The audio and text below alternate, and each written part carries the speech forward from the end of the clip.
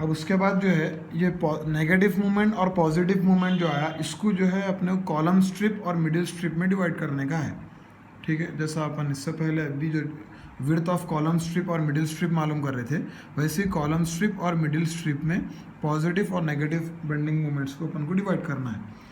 तो सबसे पहले अपन डिवाइड कर रहे हैं negative moment in column strip. Negative moment in column strip मतलब M column is equals to 75% of negative bending moment. ये जो बेंडिंग मोमेंट आया आपने को नेगेटिव, उसका 75%। फिर negative moment in middle strip, M middle is equals to बच जाए कितना 25%, तो 25% of total negative bending moment. फिर positive bending moment in column strip, positive bending moment in column strip लेना, ये कितना है 60% लेना है ये, into total positive bending moment. फिर positive bending moment in middle strip, 40% of total negative positive bending moment. ठीक है, जो नेगेटिव मोमेंट और जो पॉजिटिव मोमेंट आया था, फिर उन लोगों को अपन कॉलम स्ट्रिप और मिडिल स्ट्रिप में डिवाइड कर दिया खाली बस। ये नेगेटिव मोमेंट को कॉलम स्ट्रिप में 75% दिया और मिडिल स्ट्रिप में 25% दिए ये नेगेटिव मोमेंट को। फिर जो है पॉजिटिव के दो मोमेंट्स को जो है फिर अपन क्या करें, जो पॉजिटिव मोमेंट आया था उसको डिवाइड कर दिए। अब अपने को यहाँ पर जो है 4 बेंडिंग मोमेंट्स आ गए, 1 2 3 4। चारों बेंडिंग मोमेंट को कंपेयर करो और जो सबसे ज़्यादा बड़ा है उससे डेप्थ मालूम कर लो। M u is equals to 0.36 f c k b d square से 0.138 f c k b d square से डेप्थ निकाल लिया अपन।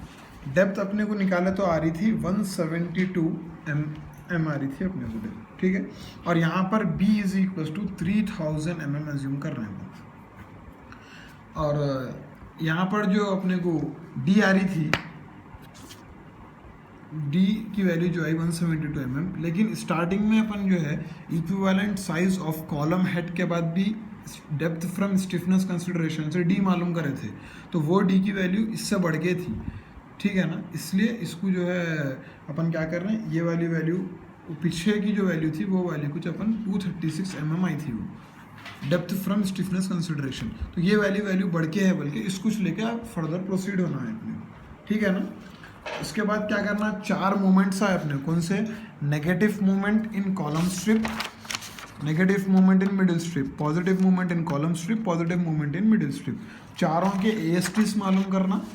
ठीक है, वही formula same, AST is equals to 0.87 into FY into AST into D minus 0.42 XU max. ठीक है, इससे चारों से ASTs मालूम कर लेना और जो है नंबर ऑफ बार्स और स्पेसिंग जो भी प्रोवाइड करना है वो अपन कर लिए। फिर इसका नेक्स्ट स्टेप है बेंडिंग मोमेंट इन shorter span, along shorter span. अब लॉन्गर स्पैन में कर रहे थे ना, शॉर्टर स्पैन में इसका फॉर्मूला है शॉर्ट बेंडिंग मोमेंट का WU, वहाँ पर L2 लिए थे ना अपन, यहाँ पर L1 और LN2 होल स्क्वायर बाई 8।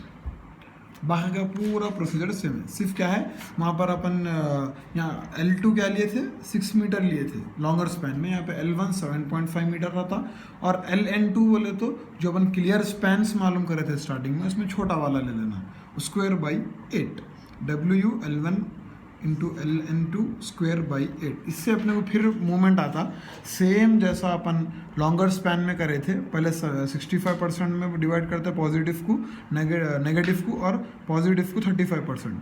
फिर column strip, middle strip, negative column strip, negative middle strip bending moment, positive column strip, positive middle strip bending moments. फिर पूरों के ASTs सेम मालूम कर लेना, जैसा लॉन्गर स्पैन में करे एग्जैक्टली प्रोसीजर सेम है, खाली ये बेंडिंग मोमेंट का फॉर्मूला अलग है समझो। लास्ट में क्या है, चेक फॉर पंचिंग शेयर कर लेना। ठीक है, ये तो मैं बहुत वीडियोज़ में, स्टार्टिंग की वीडियोज़ में बहुत वक्त बोला था, चेक फॉर शेयर कर लेना। ठीक है।